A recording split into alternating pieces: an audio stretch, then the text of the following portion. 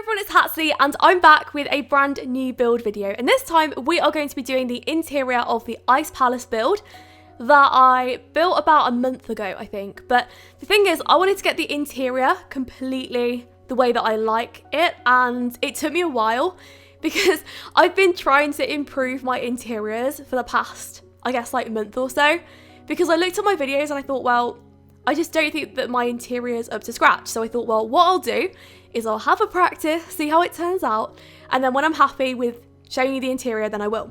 So yes, this actually took me about 2 attempts, I think, like maybe 3, but I just sort of quit after the first room with the first one. But I think that this is the way that I would like to play with the build. I think that if I was going to use this myself, I would be really happy with using it now, as opposed to when I did the interior for the first time, I would have probably thought, actually, I don't really like this at all. So this interior is very different to the Elsa's Frozen Castle interior that I did a while ago, because I made it more like pastel-y, and also with the Elsa's Frozen Castle interior, it was quite childish. A lot of the rooms were really bright and it just didn't really make sense, and a lot of people complained like, oh, this is too childish, or this doesn't look good, or this isn't what I expected for Elsa. But yeah, I mean, like nobody imagines Elsa's Frozen Castle to have Sims 4 furniture in. I mean, like, I wouldn't think of Elsa's Frozen Castle to have like a proper kitted out kitchen and things in, or like I would never imagine, I don't know, what her bathroom looks like or anything. But it's really difficult because if you're going to play with things in The Sims 4, if you're actually going to use it in The Sims 4, it needs to make sense. So that is my thoughts on that. So yeah, we'll just see it like evolve throughout. I kept changing things and going back to things, and I think it turns out quite nicely. But as usual, I don't really talk through the interiors, like about the build that much. I used to, oh my goodness, I used to talk all the way through. I remember doing like an hour audio one time, and there I was, poor earlier me. I was there and I was just talking like, okay, this is where we put the floor, this is where we put the fountain, this is where we put this is where we put that. And it was so boring to listen to looking back. But if you want that, then just look at my earlier videos, because that's pretty much what I did. But anyway, I wanted to give you an update on the last thing that happened. So do you remember for part 1, I was talking about that crazy fruit and veg company that came to my house, and the lady like pretty much barged in the house and she wouldn't leave my house, and it was really awkward, and I felt like I just had to sign for it to just make her leave. And in the end she did leave, but it won't make sense like if you haven't seen part 1, it just won't. But yeah, that's pretty much what happened. I ended up signing up for this company because it was really silly, because I could have done it through YouTube. Also, this really aggravated me. I found out there was a discount online where you can get the boxes like 50% off, and I only got mine for 20% off. Okay, I was quite annoyed. So yeah, an update on that. So basically, I didn't reveal the company's name because I didn't think it was fair, but I don't see why. Like, why don't I think it's fair? I have no idea. I'm not saying anything bad about them. I'm not bad-mouthing them or whatever. The company that I was getting food off was called HelloFresh, and it's like a London-based company. And I said it was like fruit and veg because it is. I mean, like, that's how she explained it to me in the first place, the lady. She said that the company itself specializes in making meals with fruit and vegetables. So you will get extra bits, like you will get, I don't know, like a pizza dish, but all over the pizza you'll have like fruits and vegetables, and it will consist of like 3 out of your 5 a day. You know, it's good, like it's healthy stuff, and that's why I got into it. So I was pretty vague, but that's the company's name if you're wondering. So yeah, like you may have different experiences with them. I've heard some crazy stories, but all in all, I have to say they have got good food. I did enjoy the food. But what happened was, so the second week, this was after I did the video, because I remember saying on the video that the food was really good. To be fair to me, I did say that. But the second week, oh my goodness, everything started to spiral downhill at an uncontrollable pace. So what happened was I got the box delivery and the food was significantly worse than the first week. Like, it just wasn't good. The first week was fantastic and I was thinking, wow, this is amazing. Like, we had this pizza. I keep going on about this pizza. However, this pizza, it was very special. It was one of those pizzas that you'd remember if you had, I don't know, like, I don't know how many pizza eaters like watch these videos, but okay, I always remember if I have a good pizza. But this one was really healthy. Like, I made it from scratch because you have to make these meals yourself. It took like an hour for me to make it. I just cut up all these vegetables, all this like random fruit or like whatever was on it, and placed it all on, and it was fantastic. It was really good.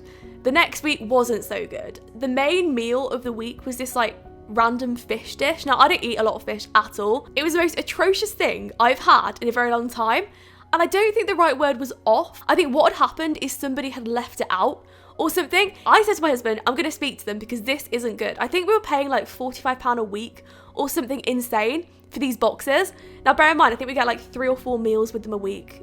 So I said I was going to speak to them, but I didn't get around to it because I was very busy with other stuff. I was busy with YouTube. I've just been generally busy at the moment, just stressing myself out. And it's really silly. But what happens is like, if I get stressed, I tend to spend a lot of my time thinking about how stressed I am rather than fixing the problem. And that's very dangerous. I think that if you're in that situation, what I've found, like the best thing that works for me is saying to myself, okay, I'm going to spend like 5 minutes doing that thing that I'm dreading. And then from there, like, I think I'll get the encouragement back, even if it's just 5 minutes time, just like doing as much as I can in 5 minutes. It just, I don't know. That's the way that I handle stuff. So I didn't have time to complain. And the next week was where it all kicked off. The next week, so this was the 3rd week we're receiving these boxes. That is when the drama went down. Let me just tell you, I have never been so outraged. Okay, I have been this outraged before. This isn't even a big deal. But the thing is though, I felt like this company was just not being very kind to me whatsoever. That's how I felt at this point. I felt hurt, I felt betrayed, and I wasn't happy. So basically, when I signed up for these boxes in the first place, I had to sign this ridiculous waiver that would say that they would only deliver the boxes in between 9 and I think it's like 1 on a Monday. It was really specific. And what would happen as well is before they delivered the boxes, I would get an email off a company called Yodel saying your box is on its way. And I'd get that email through at 9 a.m. every single week. And it would say something like your box is due to arrive between 11 and 1. Your box is due to arrive between, I don't know, 12 and 2. Just like that, okay? But it didn't really change for those times. It was usually like sort of midday time. Not too late, not too early. Now, this is a thing. So tell me why. Tell me why for a second. My box arrived at 8:24 a.m. in the morning. I hadn't even signed to say that I was okay with that. And also, this is the thing, because like I start everything at 9 o'clock because that's how I've always done things. Now, I know that some people have like jobs that you have to get up very early, we have to get up very late, depending on what you work in. You know, if you were like a security guard or something, then you're probably going to be getting up at like 3 or 4 a.m. and going to work.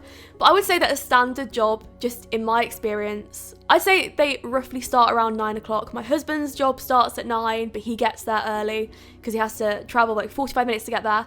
And I'd just say that 9 is the general starting time for anywhere. So not only that though, okay, I was still in bed because I wouldn't say like 8:24 is a lie-in. I wouldn't say that I was treating myself that day. I usually get up about 8:30 and then I start getting ready. I take the dogs out, etc., and then I start things. But no, this was incredibly confusing for me. So I shot up after I heard the knock at the door. Now, bear in mind, my husband went to work, so he had to be there 45 minutes earlier, so he left. Like, he didn't get to receive the box or whatever. It was after he left that it arrived. So I was not expecting it. I had no email, no warning, but I just, like, shot out of bed, just ran downstairs, like, just burst open that door, and there was nobody there. All I saw was my HelloFresh box just dumped on the road. It was just dumped. Now, bear in mind, this is luxury food, all packed up, all packaged nicely, dumped on the road. It just makes it so much worse. Because the thing is as well, my area is becoming so much more popular. There's new people here every single week moving in and getting new things. And the problem is though, if you dump a luxury package of food just in front of everybody, I mean, you are going to get like random people that are going to take it, especially if you know what it is and you can see it's all packaged, it's all sealed, like nobody's touched the box. Of course you would. I wouldn't, but somebody random might. So I was really annoyed about that and I rang them. So I rang them about 8:50 when I calmed down a bit because I was raging. Because the thing is though, when someone knocks on my door, I have this set schedule that I have to go through.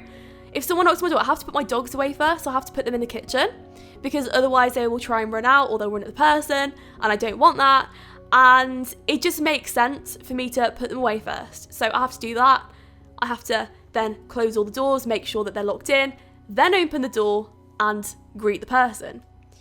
But I had no warning for this. Like usually if I had a warning, if I had like an hour's notice, I would make sure that maybe in the last 20 minutes or so, I would be able to fix that problem. So I was disgusted.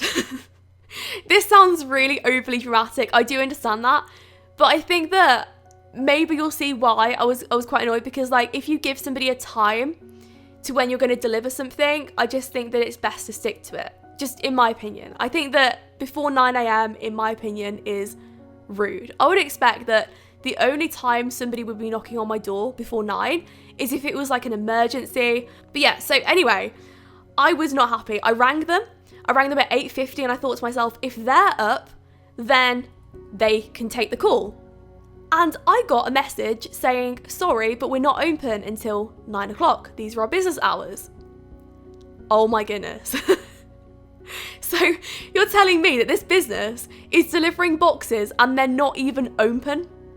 So they're just delivering them, I don't know, casually before work. That's what they like to do, just anytime really. So I rang them up at 9, and it was funny because at 9 o'clock I had the email coming through to me saying that your package will be delivered between 8:24 and 10:24. So, well, you can imagine my face. So I rang them up eventually when they were open, and first off I got an apology. The lady said to me, I'm really sorry about them delivering it out of hours. They're not supposed to do that. And also, they're not insured to do that. And I was like, what? Are you joking? Are you actually joking? I don't even know what that would mean, but I'm pretty sure it's bad. I know that from my experience in Switzerland, it was really bad to not have insurance for stuff like that.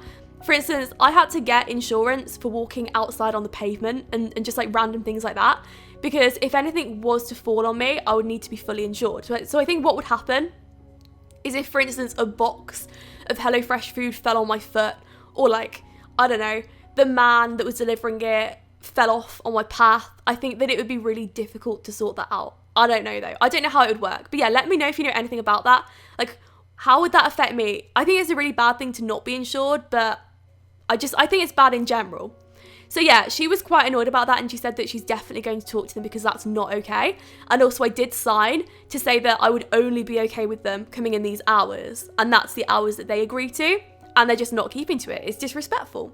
But she didn't say that. I said that to her. I was like, it's disrespectful.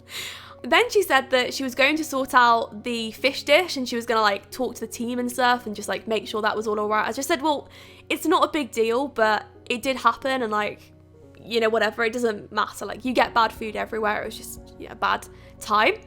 And then, because I complained about the lady, so the lady that came to my house, I complained about her, and I told the lady about her. And she said that she would speak to her. And I was like, hang on a second, whoa, what do you mean? Like, what do you mean, speak to her? And she said, well, what I'll do is I'll give the lady your address, and I'll give her your full name, and then she can come up with her version of events, and we'll compare them to yours and see what's going on there. And honestly, my face just dropped, because I was thinking, hang on a second, you're going to give an aggressive staff member my full address, my number of the house, my full name, and then say, this woman's complained about you, can we hear your version of events? Now, I know that they've got to like tell her that I've made a complaint and stuff, but that really frightened me, because honestly, I was thinking, well, this woman's got all my details. Like, she knows about my channel as well. I wrote down my channel because I wanted the community manager to contact me, because I thought, well, maybe I'll do it through YouTube. I don't know. Like, it was a possibility at the time. So honestly, I was thinking right then and there, what is this woman gonna do? Is she gonna come to my house? Because I had a few options. So number one was she was gonna leave it. Like, she was just gonna leave me alone, just gonna stay out of my life, and that was it. Just accept that someone's complained about her and move on. Or do better next time, or not be pushy, you know, whatever. Option number two was the fact that she would come to my house, like she'd come back, not try and break in again, I don't think, but just come and ask me why, which would be incredibly unprofessional. It really would, and it would look really bad on the company. And option number three was the fact that she would give my address, my details out to anybody that wants them. And I don't think there'd be anyone that wants them, so it's pretty pointless. It would make me feel quite uneasy thinking that people might have my address. I don't know. I think that maybe some people that watch YouTube like every single day, say someone watched my channel every single day, They knew everything about me, and then they discovered that I lived like 10 seconds away from them. Well, yeah, they'd probably come and check. They'd probably come walk past my house. And honestly, I'm the same though. You know, like when I went to LA and stuff, I was just like, whose house is that? I wonder who lives there. And no, I get a bit like that though, but not in a weird way. I'd never go knock on someone's door or anything. But I don't know, okay? I don't know what the future is going to hold, but it's really crazy that this woman has like all that information on me, and I'm worried. But again, if it did get leaked for whatever reason, I'd blame her. I'd ring up the company again and say, hang on a second, what's going on here? It did make me feel a little bit uneasy though, because I was thinking, oh dear. Honestly though, nothing's happened yet. So I think it's been 2 weeks, 3 weeks, I have no idea. But it's been long enough for something not to happen. So it's going pretty well. I'm actually surprised because I haven't had that much drama happen to me recently. Oh my goodness. Apart from, there was a massive storm that happened. It's actually really appropriate to tell it on this video though, because it's an ice build. It is winter in England at the moment, but it's not snowing or ice or anything like that. At least not where I am. I live in the West Midlands, so it's pretty tame here at the moment. Apart from Storm Doris, is it called? I have no idea. So what happened was, it was a miserable Thursday morning and I woke up and it was too hot in my room. So I got out of bed, I opened the window, and I was so lucky that I kept my hand on the little pillar on the window. Honestly, I forget things. I forget really silly names, like when I'm doing commentary on YouTube. I don't know what it is. The handle, that's it, the flipping handle. How can I forget that? I don't know. But anyway, so I held on to it, and if I hadn't had, that window, no exaggeration to anybody, would have ripped off. Because the force that this wind was coming was insane. I've never seen anything like it in my life. And it was really bad because what happened was, I left a load of clothes outside. This was before, I think, oh my goodness, I must have left them out there overnight. How bad's that though? No, I'm really forgetful. And what I tend to do is I like to dry things outside. I don't know why, but no, I love it. I love hanging clothes outside, and then I'll come back to them in a couple of hours and then they'll be dry. If it's not raining. I mean, if it's not, then okay, fine. But I hung a load of my husband's shirts out, and I went out in the morning to check on them. There was none there. And I think there was about 4 out there. So I had to go and very awkwardly ask the neighbours about the destination of my husband's shirts. Because of this windstorm, like, it just blew them everywhere. It gets worse as well because all the bins on my street were just turned over. I don't know what it is with bins, just why aren't they heavier? But I had like loads of recycling and bottles and stuff in my bin, including, now this is a funny part, including the HelloFresh cardboard that the boxes got delivered in.